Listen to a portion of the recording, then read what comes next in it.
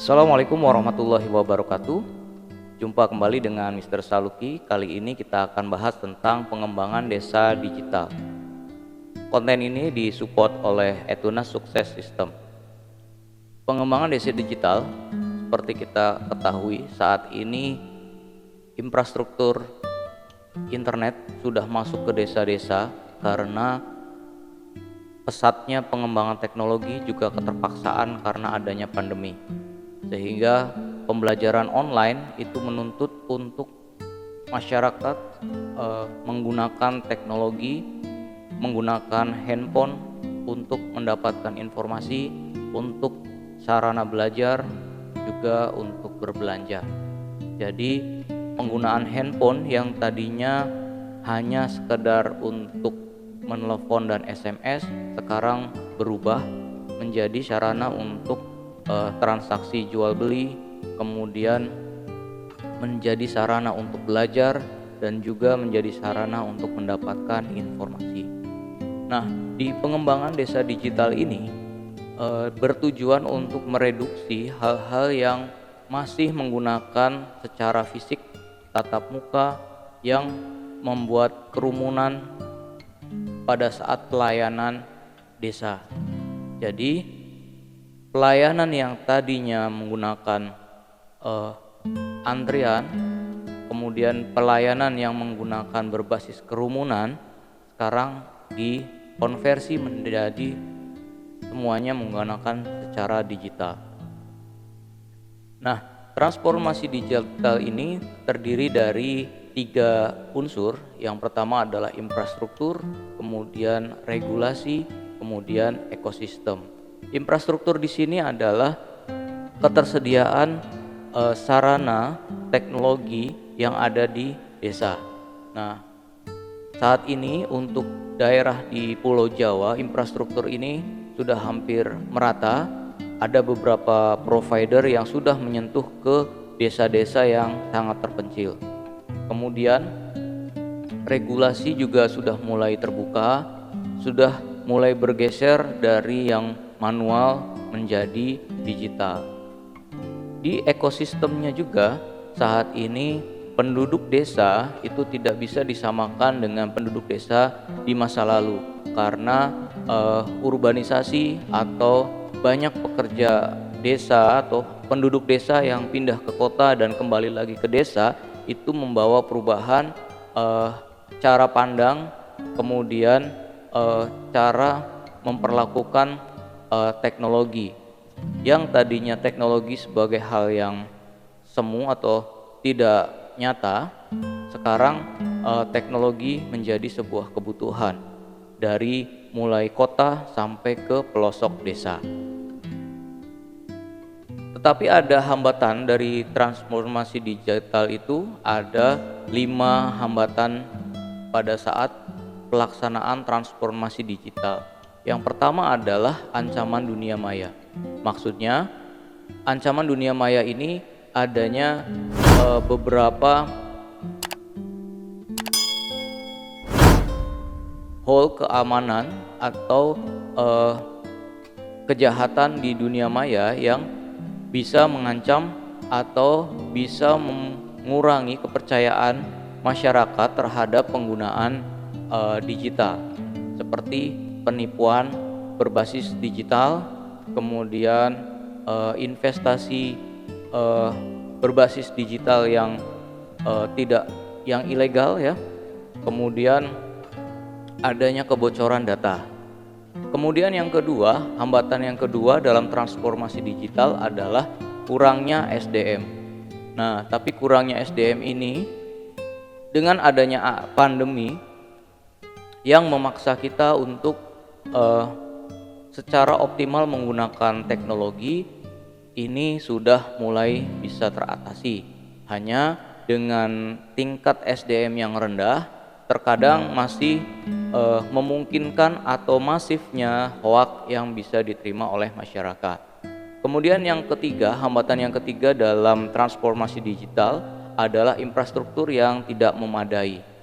Nah, infrastruktur yang tidak memadai ini biasanya di pelosok-pelosok desa yang terhalang oleh bukit atau pegunungan atau dengan kontur yang tidak rata. Nah, tapi dengan teknologi 5G hal ini mungkin bisa diatasi.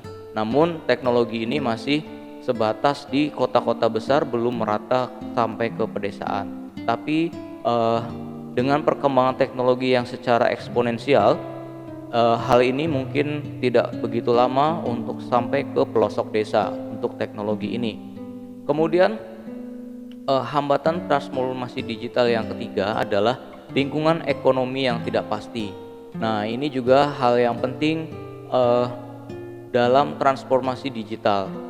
Dengan lingkungan ekonomi yang tidak pasti, sehingga bisnis atau urusan-urusan yang tadinya lancar itu menjadi terhambat, sehingga masyarakat akan kembali ke urusan seperti semula. Kemudian ini faktor yang paling penting yang harus segera diatasi oleh pemerintah, yaitu kurangnya dukungan pemerintah. Nah, kurang dukungan pemerintah, yang dimaksud dengan kurangnya dukungan pemerintah itu artinya pemerintah dalam hal ini adalah pusat, daerah, sampai ke desa.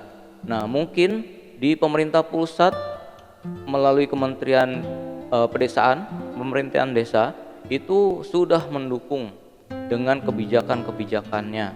Nah, namun ada beberapa di perangkat atau pemerintah desa yang tidak memahami dari keinginan dari Kementerian Desa, ya, sehingga program-program yang ada di pemerintah desa atau di kementerian itu tidak sampai atau tidak bisa diimplementasikan secara optimal oleh pemerintah desa. Nah, dukungan pemerintah lainnya adalah kenapa dia kurangnya dukungan pemerintah, karena pemerintah tidak bisa secara menyeluruh mengetahui sampai pelosok desa itu kekurangan atau permasalahannya. Sebenarnya ini diatasi dengan pengajuan dari pemerintah desa ke pemerintah pusat akan tentang dukungan infrastruktur, kemudian kebijakan dan lainnya untuk mendukung transformasi digital ini, seperti legalitas penggunaan data digital di desa, misalkan pengumpulan data atau penggunaan layanan bansos berbasis digital dan lainnya. Nah, ini jika sudah merata di seluruh pedesaan dan dibuat kebijakannya untuk pengumpulan data, maka hambatan transformasi digital ini akan lebih mudah dilihat atau diimplementasikan oleh pemerintah desa, dan hasilnya pun akan dimanfaatkan oleh Kementerian Desa. Tujuan dari transformasi digital ini sebenarnya ada 3. Yang pertama adalah sustainability, yaitu keberlangsungan dari proses bisnis, ya. Kemudian efektivitas, di sini menjadi sebuah proses layanan terhadap masyarakat itu lebih efektif, ya, sehingga akan menjadi peningkatan layanan. Nah, dalam layanan digital, terutama untuk pengembangan desa digital, yaitu yang pertama adalah pendataan warga. Jadi pendataan warga ini jika bisa dilakukan dari tingkat desa, maka bisa ditarik ke atas, ya, bottom up.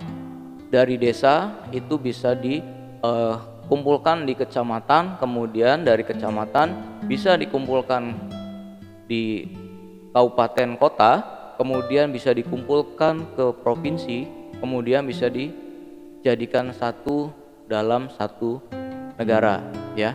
Sehingga pendataan warga jika menggunakan layanan digital di pedesaan itu akan mempermudah proses di atasnya.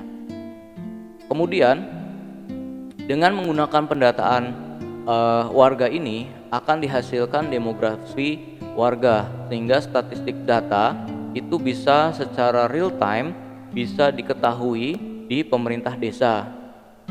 Tingkat kehidupan warga itu tidak berdasarkan perkiraan, tapi dari data yang nyata. Kemudian pelayanan untuk warga itu bisa dilakukan secara digital, sehingga tidak perlu datang ke kantor desa untuk mengajukan misalkan pengajuan pelayanan pindah, atau misalkan ada pelaporan kematian. Nah, kemudian dari pelayanan ini kita bisa men-tracking pelayanan kita itu sudah sampai ke level mana. Kemudian ada juga pelayanan KTP, pelayanan kartu keluarga, layanan pengajuan nikah, layanan pertanahan, kemudian layanan bansos. Nah, kemudian dari kesemua ini ada juga layanan untuk keamanan dan kenyamanan warga. Nah, keamanan dan kenyamanan warga ini memerlukan infrastruktur yang lumayan ya, karena menggunakan misalkan penggunaan CCTV atau teknologi yang berbasis IoT untuk mendapatkan keamanan dan kenyamanan warganya. Kemudian untuk meningkatkan ekonomi desa itu bisa disiapkan ekonomi kreatif, di mana desa sebagai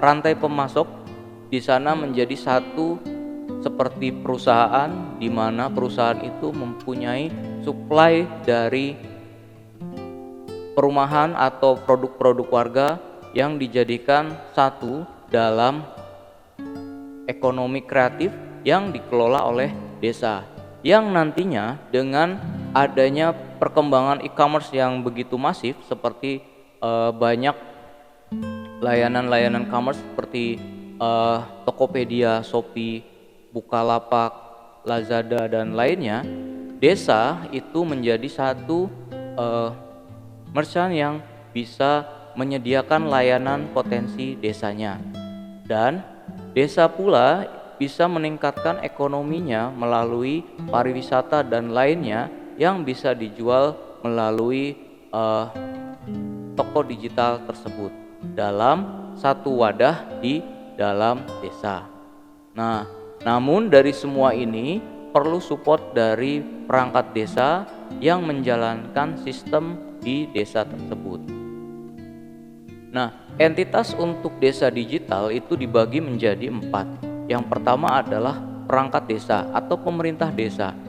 Di sini adalah pihak yang menggunakan dari aplikasi atau menjalankan sistem atau kebijakan itu di level perangkat desa atau di pemerintahan desa. Kemudian dari pemerintahan desa ini melayani warga tentunya ya. Dari pelayanan warga itu dihandle oleh perangkat desa secara digital untuk melayani warganya. Nah, dalam pengembangan sistemnya itu ada satu entitas dinamakan support system, di mana mengawasi transaksi dan keberlangsungan sistem agar bisa digunakan dengan sebaiknya. Ini ada entitas namanya support system atau mungkin bisa dinamakan administratornya. Nah, untuk publik dapat melihat progress report atau report secara statistik apa yang terjadi di desa tersebut, seperti produk desa, kemudian demografi dan lainnya. Publik bisa mengetahui, sehingga desa sebagai sebuah kumpulan atau sebuah organisasi itu bisa dinilai secara publik dan dibandingkan dengan desa yang lainnya, yang nantinya kalau menggunakan pengukuran kecerdasan sebuah desa ya, smart village, itu nanti akan ada penilaiannya. Nah, hal ini nanti akan ada bahasan tentang penilaian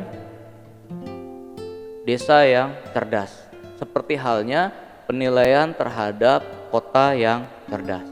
Mungkin itu yang bisa saya jelaskan untuk konsep desa digital yang nantinya akan diimplementasikan dalam bentuk modul layanan dari setiap bagian-bagian tentang desa digital tersebut. Terima kasih. Assalamualaikum warahmatullahi wabarakatuh.